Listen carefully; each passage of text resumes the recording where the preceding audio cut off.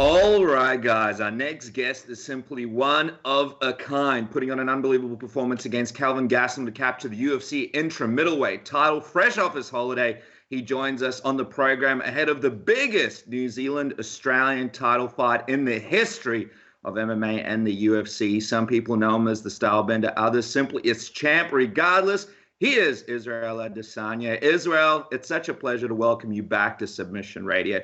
Welcome to the program. Thank you. Thanks for having me again. Always a pleasure when you come on, man. First of all, we got to find out about your holiday, Israel. It was supposed to happen for a million years. Time again, you had to put it on ice, taking all these fights, and it looked like you made up for that with a pretty epic experience. Tell us, Bay time in Africa, and what were some of the highlights, man?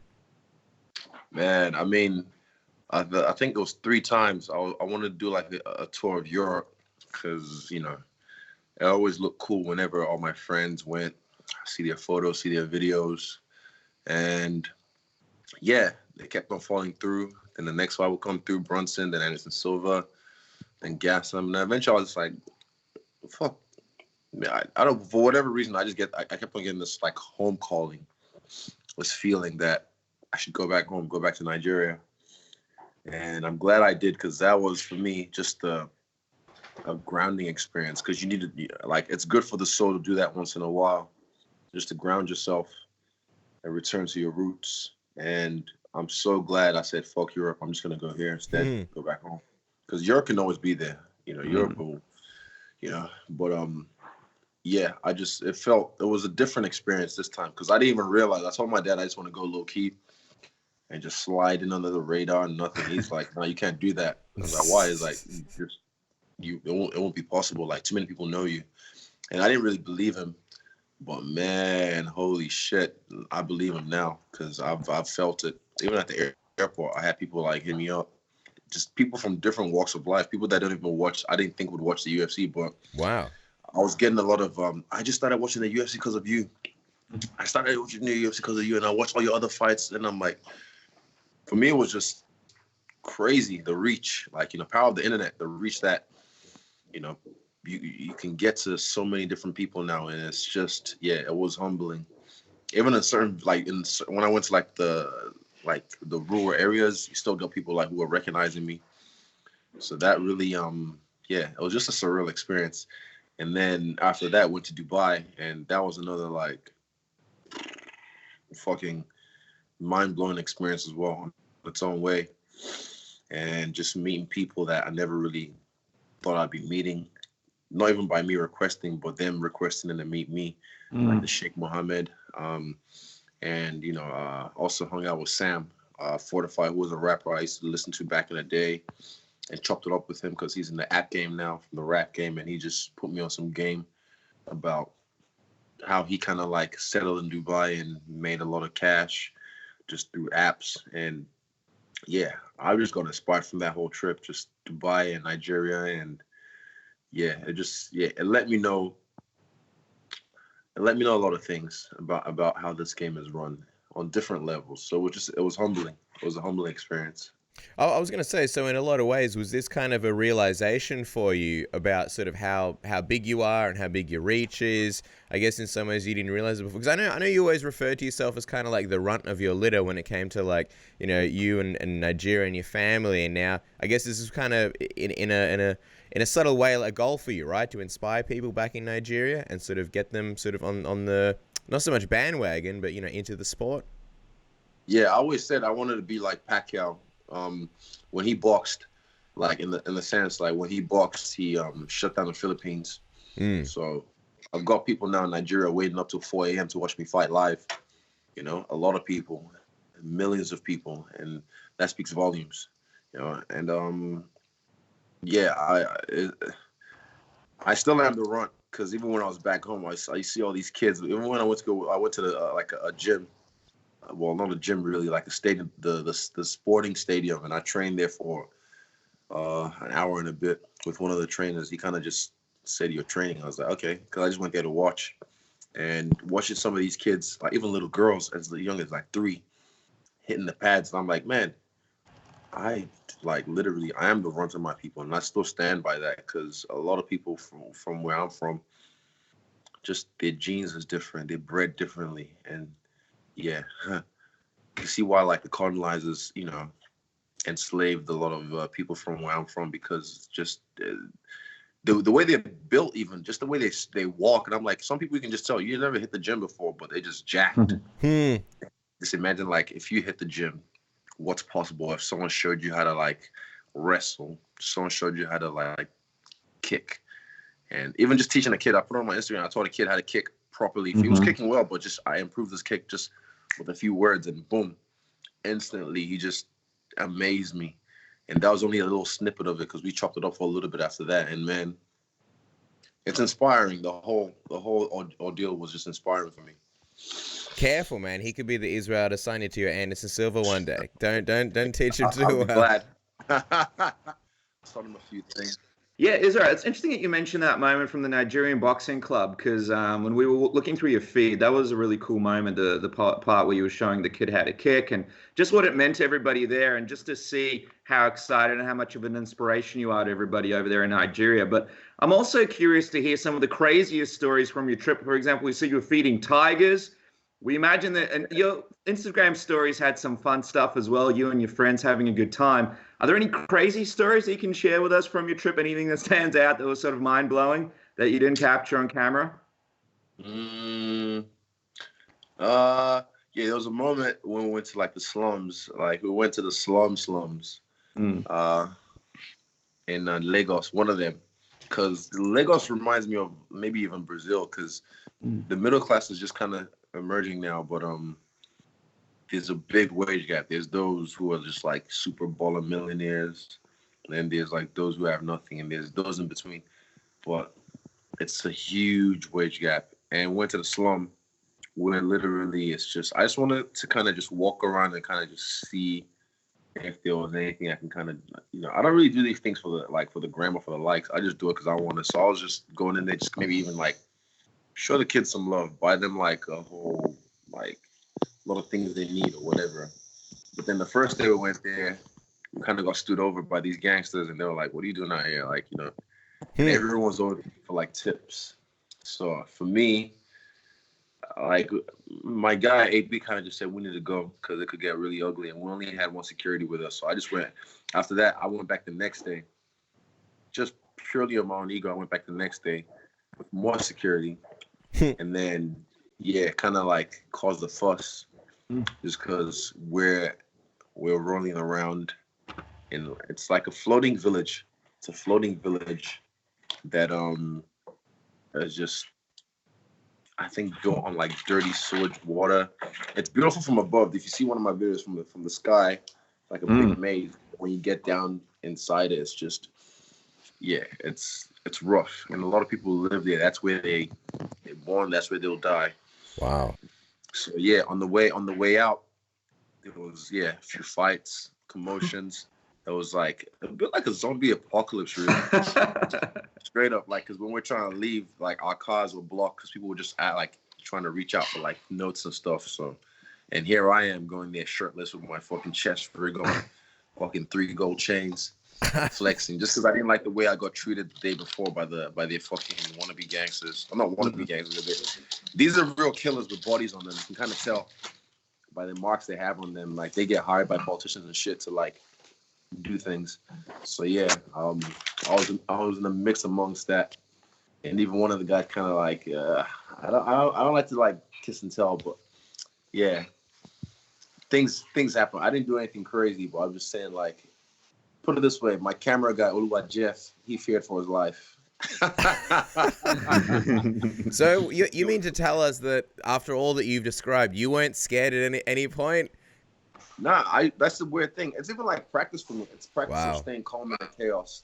Like when the big dog comes through and starts asking questions, and it's like, "Who are you?" I was like, "I'm just hanging out."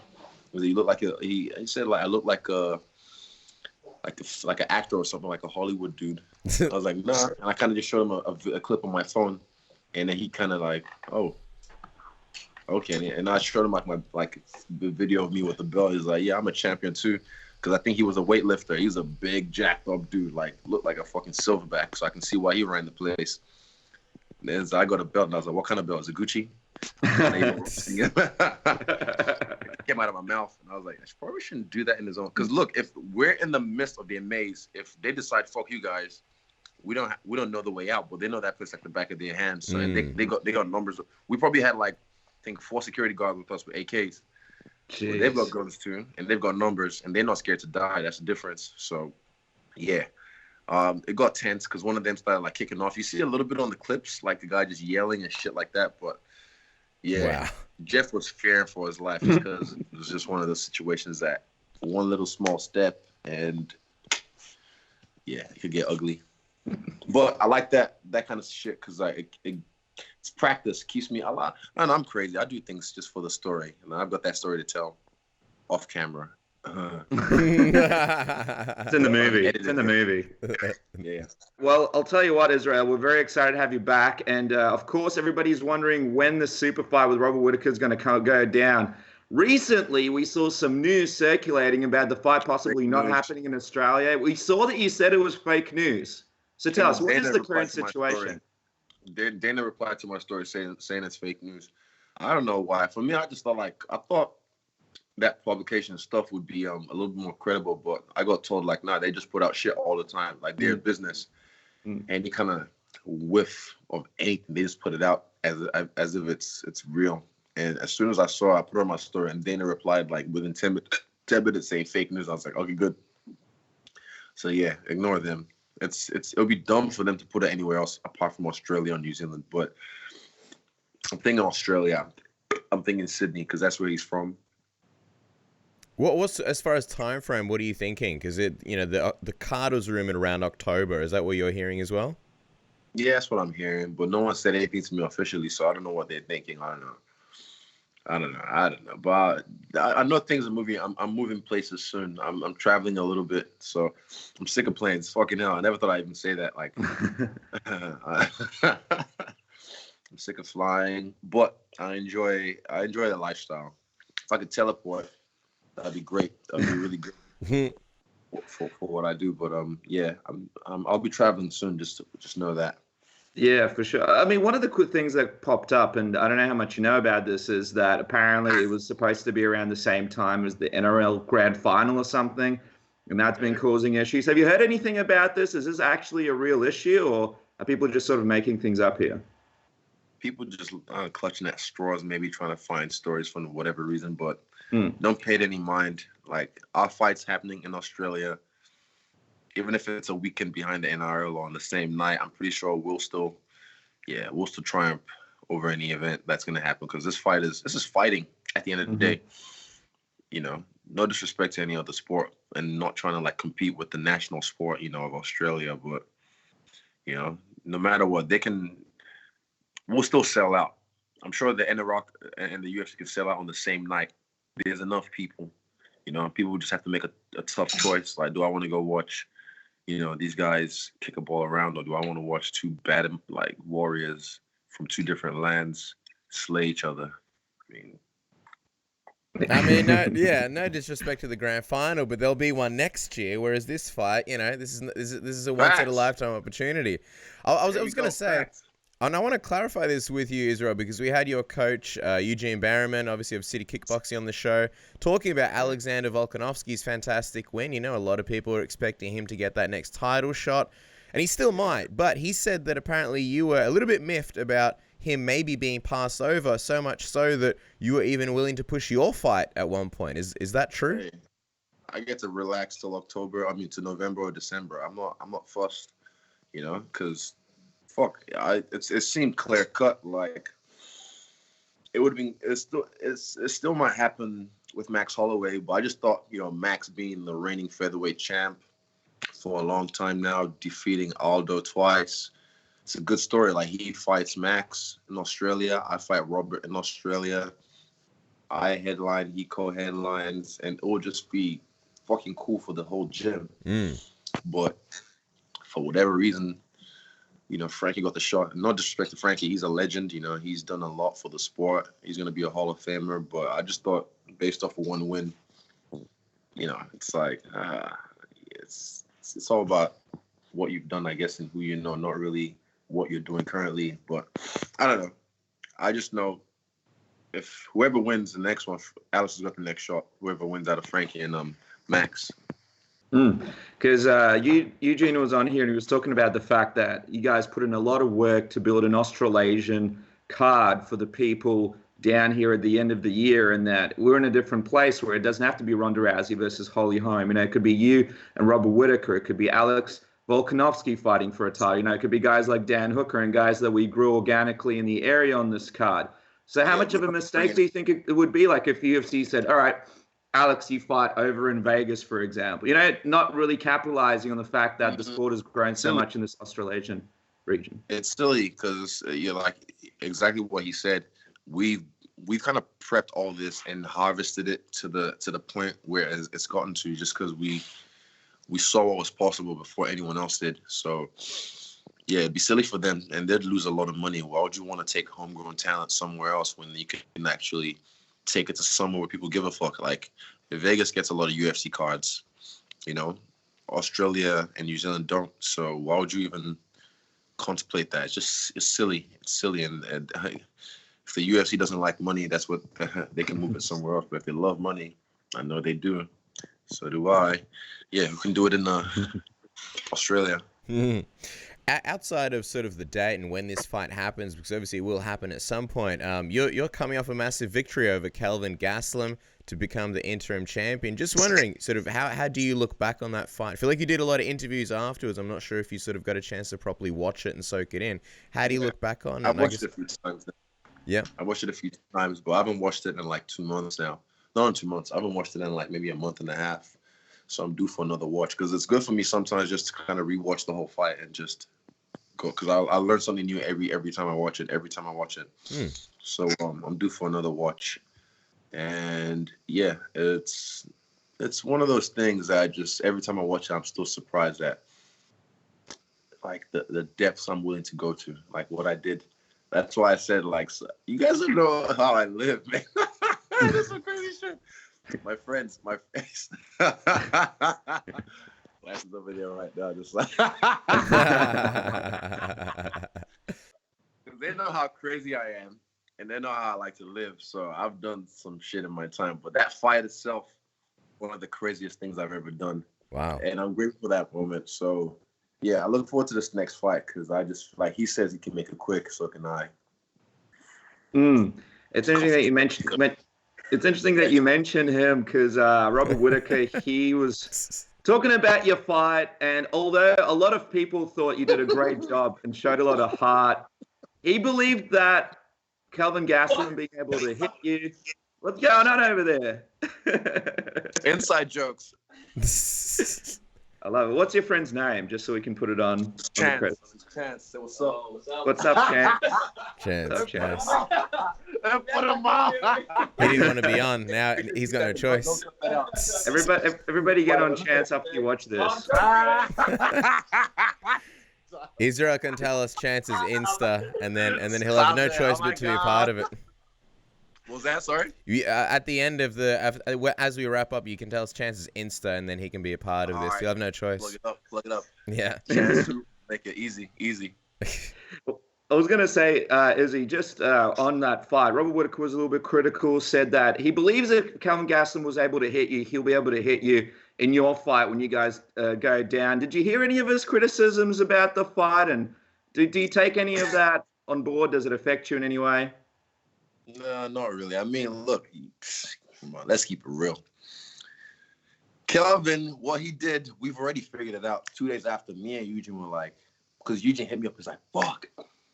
And he told me what it was, and I was like, oh, that's right. Like, it's something that we do as well to close the distance, but we just didn't see it in real time.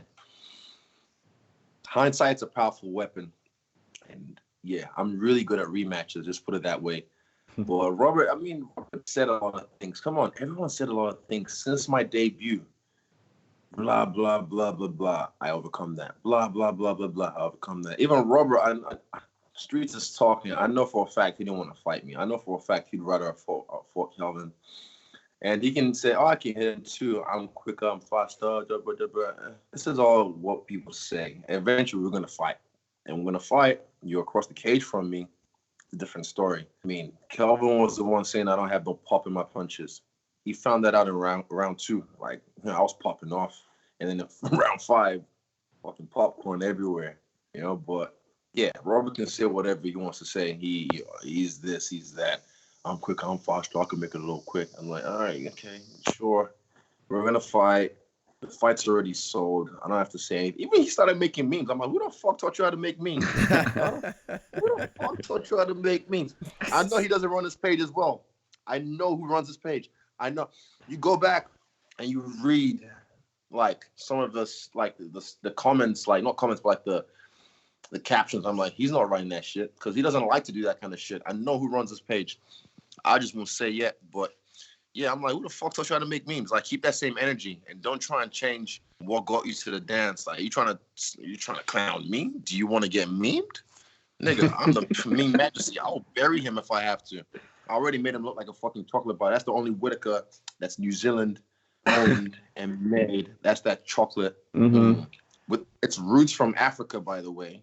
That dark cocoa, But yeah, don't try and come up here and try and I'm gonna hype the fight now. Make a meme, talk some shit. Like that's the energy. Like, yeah, you didn't say it right in the interview. You said if you start to like now we see a while.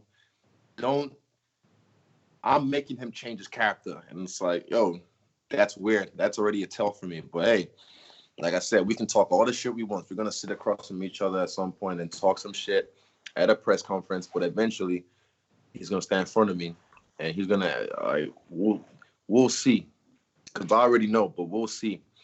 You can't judge that last fight and say, I mean, you can take whatever you can take. Oh, he gets hit a lot. Cool. That's what you get from that fight. People go, oh, Kelvin's got a hard chin. Kelvin's so tough. I'm like, nigga, I don't like to brag, but I'm fucking hell. You see, I look like a fucking potato after that fight. I took some shots, but not once did my ass hit the ground. Kelvin's ass hit the ground like 5 or 6 times, or even 7. So yeah, I mean, you can say whatever you want. I just stay calm, composed, and I've been through a lot of adversity. The way we train is different. We push to the breaking point, but we're smart about it.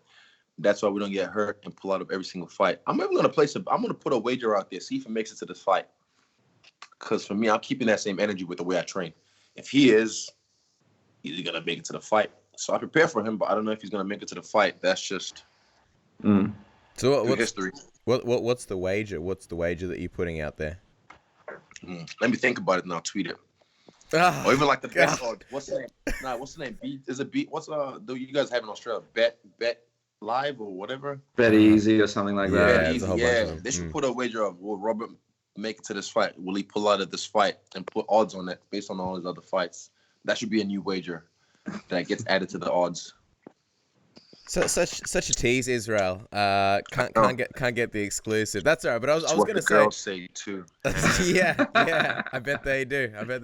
I was going to say, do you like that? You kind of had this war with Kelvin, and you've had a bit of breathing room. I know you like to take fights back to back, and it seems like the UFC just hates you taking holidays. But do you like that you've gotten a bit of breathing room? Because, and I hate to bring Rob back into it because he was actually very complimentary, but he did say that he felt like, in those later rounds, it kind of showed, your schedule showed that he felt like you didn't really want to be there anymore. What? If I didn't want to be, I would have quit. If I didn't want to be there, I would have found a way out. But I'm not like that. I'm not a weak-minded person. Like, I didn't want to be there. See, that's the kind of shit this nigga be talking, man. And I heard he says I'm bothered. I'm not bothered, nigga. I'm just speaking like truth, facts. The way he speaks is truth, or what he thinks is true. I'm speaking facts. So if he thinks I don't want to be there, then that 5th round wouldn't have happened. You see that 5th round? I know he was mad when I won, and he even said on some interview like, "Oh, it could have gone either way." On what fucking planet could that have gone either way? That shows you the kind of like reserve he had for me winning. So yeah, I mean, I'm glad I got some time off. I'm refreshed. I've been in the gym, and man, I feel like I never left. Like literally, my body's not sore. I'm not aching anywhere. I'm just rolling. I'm literally just rolling. I feel amazing. So, yeah, I can't wait. I'm inspired as well. Just being back home, touching the soil.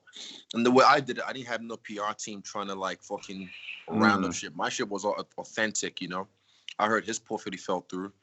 Fucking Warriors and the Blues denied or declined having anything to do with him. So he tried to do a little meet and greet, round it up real quick, trying to get some likes and talking about, I use my platform to push education. You know, because I'm like, well, what are you doing?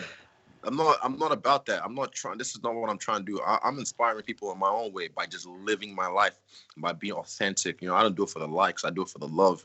So I'm not out here like a politician trying to like rally up people to. That's not my style. So yeah, I mean, keep that same energy. Keep that same energy.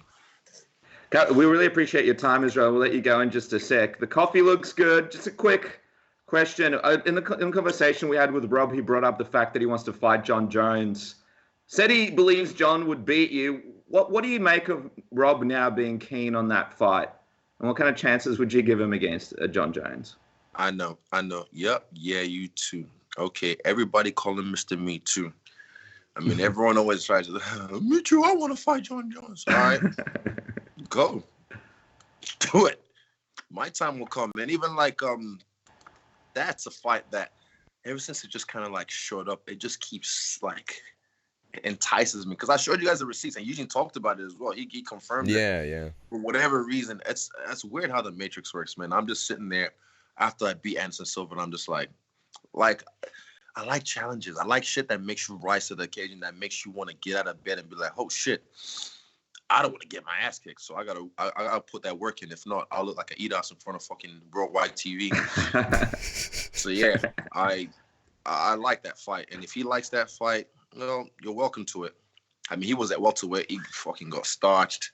Middleweight, he's doing all right. He's a champ now. Also, one thing I realized, how the fuck is he champion when he's the interim champion? I'll have you think about that for a second. How did he win the belt? Interim belt off Romero. And he got the unified belt. Who did he beat? Is he defending his belt? How? Googles. Because I've already done my Googles. But people need to like literally do your Googles. He was the interim champ. He's the interim champ. He never actually won the real belt. He was the interim champ and still the interim champ. He hasn't really done much work. I've had 6 fights in 1 year. What has he done the last 3 years? So if they want to keep throwing that interim shit around, because hey, I'll check my belt. I don't say no interim. And my belt's on that new flex. So, yeah. I absolutely can't wait for this press conference. Just quickly, before we give out Chance's Instagram and Chance will hate his life because everybody's going to start following him. You mentioned Romero. He actually tweeted at you saying that he'll see you soon. What did you think of his? I'll see you soon, boy. Yeah. What did you think of that? He he's a 27 millionaire now. Do you think he'll be fighting for that title like he claims after UFC 241? Does that company even have like 5 million? I don't know. It's one of those things. I mean, hopefully he gets the money. Hey, he wants to keep fighting as well. Well, at least he can say something other than I am Groot, because that's literally what I hear every time. That was funny. I see you soon, boy. I am Groot. That's so funny. That's what it sounds like. It's like, hey, say something else. I'll tell you what, I can't wait to see what happens with you and Rob. Israel, thank you so much for joining us. Now, as we wrap up, it's time to give out your friend's Instagram. Making a big star. At Chance Who on Instagram. Ooh. I repeat, at Chance Who. At Chance Who. Chance Who? Slide in like WHO or HOO? WHO at CHANCEWHO. Is it underscore? No underscore. At Chance Who. You see him on my stories all the time acting a fool. He's pretty funny. He's a cool dude. And like I said, ladies, slip and slide. Not on me on his DMs, please. Well, it's slippery. I got to go physio. Well, don't forget to follow the man at Stylebender, arguably the most important Twitter and Instagram. Israel, could chat to you all day, but we'll let you go, man. Thank you so much for your time. Appreciate it. Good luck at the physio. Thank you. Appreciate it. Thank you, Israel. Really appreciate it, man. Take care.